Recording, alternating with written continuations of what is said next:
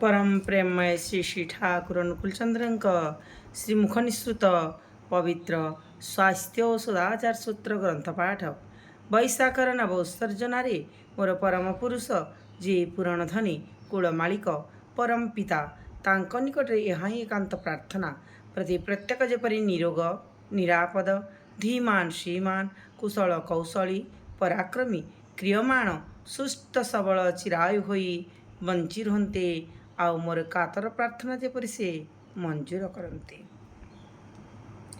स्वास्थ्य सदाचार सूत्र जो खाद्य व्यवहार बा परिचर्या सत्ता पोषणी ताहा प्रशस्तिर आउ जहा सत्ता पक्षरे शुभ भी नुहे बा अशुभ भी नुहे ताहा प्रातित्य प्रमुख्य अतएव परिहार्य ही कारण ताहाको आप्तिकृत करने सताशक्ति अजथा क्षयित ही होता है।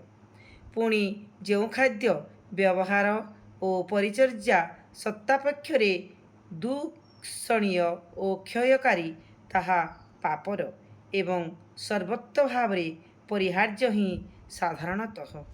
वाणी संख्या 61। जय गुरु जय गुरु।